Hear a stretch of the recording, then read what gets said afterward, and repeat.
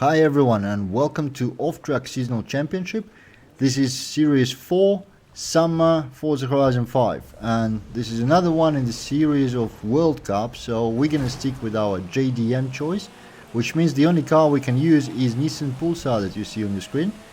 The tune for today's race is done by Sign Up. I'm not sure how to read his game attack correctly, but what I do know is every time I use his tunes they perform very well.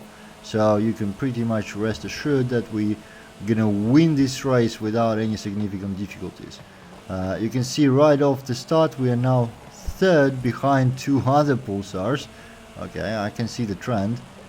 Previous champ in the road racing there were always two black Mercedes in front, and now we are in the same company as we are driving, so Team JDM dominates even AI here, but they won't dominate it for long, because right in this corner we passed first, and from now on I plan to continue just cruising to the finish unless I crash somewhere, but yeah, that is, I'll try not to. C-Class is something that I'm very comfortable with, and I don't expect to be messing up the driving.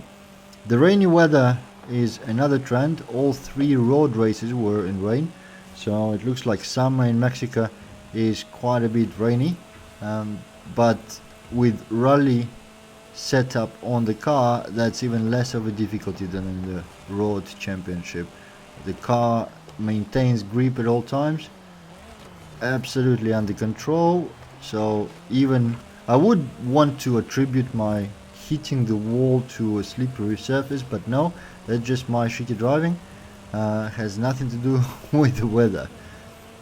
And yeah, I don't even see a, oh no, they are not too far behind. The rubber banding algorithm still works, you can't lose them too much, but that's okay, they have no chance to catch up.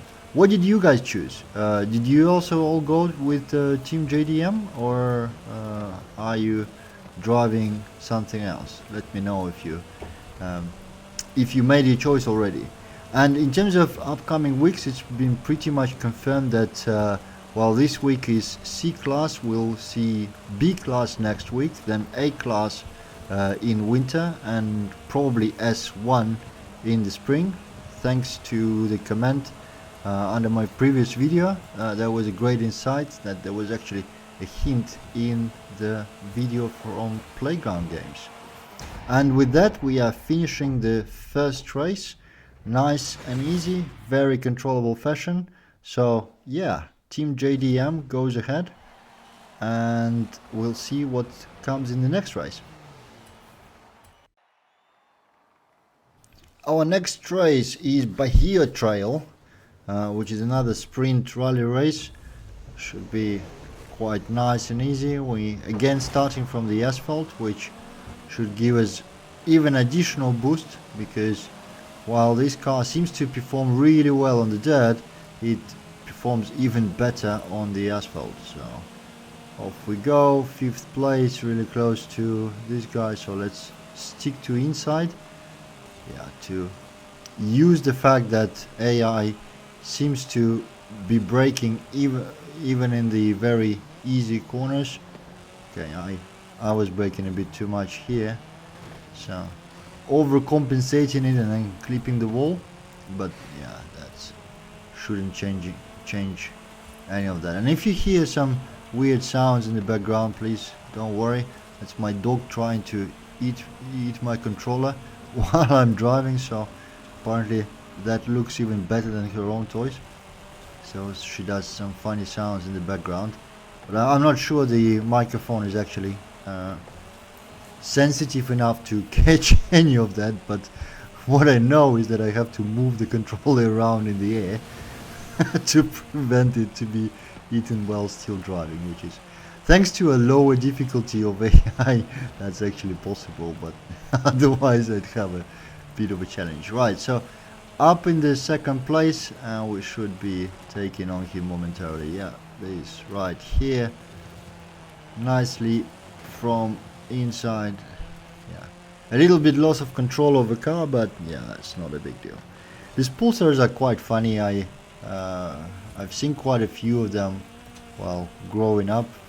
As I mentioned before, there was a ton of JDM cars all around, but none of them were a GTi spec or anything that even resembles faster driving. It was a cheap car, like basically your Corolla, really.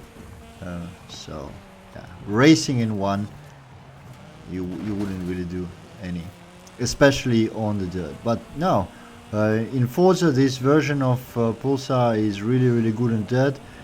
This in C class is alright, but in B class, I think it's even part of the meta.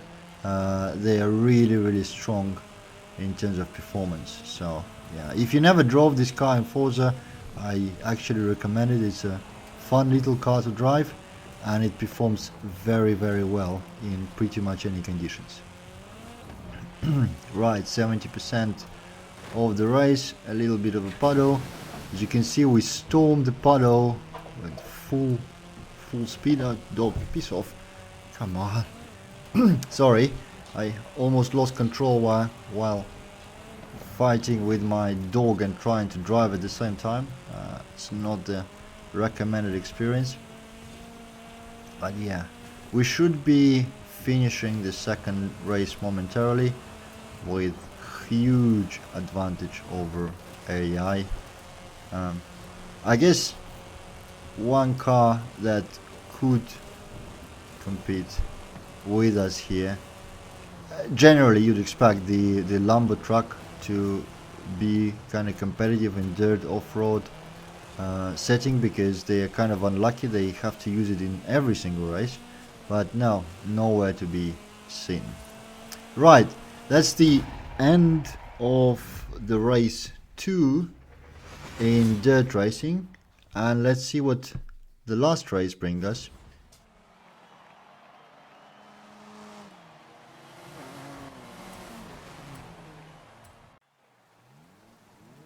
So the third race brings us to Mangrove Scramble, which is a circuit in dirt racing, which means we have a bit of a longer drive ahead of us, probably, I don't know, over 5 minutes, 6 minutes or something like that.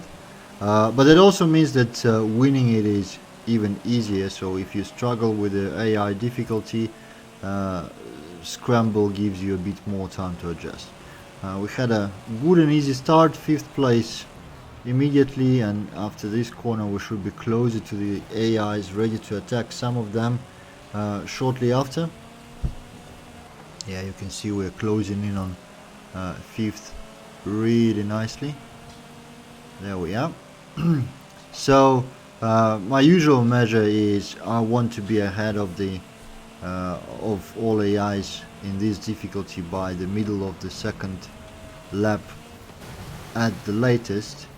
But most races, most seasonals recently, we were able to overtake everyone either at the very end of the first lap or closer to the beginning of the second. And I think we might be able to pull it off again now as well, because we are going to be up in the second, probably after this corner, over inside, a little bit over cooked it. Came too hard into the corner, so a bit of a delay with overtaking. As you can see, maintaining a proper... oh wow, I hit him. That's not nice. Sorry, mate. Yeah, but I hope you forgive me. Yeah, so the plan to overtake them all by the end of first lap was shattered by my own hands. Yeah, just a bit of a sloppy driving, but yeah, we compensated right here. As you can see, AI always slows down too much in the corners, but overall AI on the circuit tracks is a little bit faster than on sprints. I think it has everything to do with the algorithm that runs it. I believe somewhere in its electronic brains they actually split the length of the race into chunks, percentage wise, and then adjust. Oh wow, yeah, sorry, got distracted a little bit. So the AI adjusts their performance depending on which percentile of the race they are in, and with circuits being longer in general, due to 3 or 4 laps they have than sprints, the initial are gonna go faster phase lasts a little bit longer, because that's how at least AI behaves in the sprints. They are a bit faster in the beginning, the first third of the race, and then they actually relax a bit. This is done to, well, I don't know the exact design decisions behind it, but I think it's done to allow the players to catch up if they didn't manage to do so in the beginning of the race, to give an extra chance to win and remove the frustration. Because let's face it, while we all are always asking for harder AI or more realistic AI, nobody likes to lose. The moment the AI becomes too hard, people start screaming that AI is broken, cheats and so on, which it does. Yeah, don't get me wrong, AI definitely cheats, but that's fine. That's what every AI does in any game, because you actually don't need AI that perfectly replicates human behavior, and it's just complicated, especially in racing. There's too many potential lines, there's too many options of speed, and options of car tuning, but also I should stop hitting those walls, but what's probably more important is I don't believe the cars AI drives are actually fully simulated the same way as the car the player drives. I'm pretty sure they run some simplified simulation algorithm, so having them drive like a human being would not be fair either. But with that, we are at the end of the third race, which means the championship is over, and we score another win for Team JDM. I'm quite curious what's going to be the overall standing in the World Cup. Well, I guess they'll announce something after the whole first week, but we'll see. Thank you for watching. I'll see you in the next one.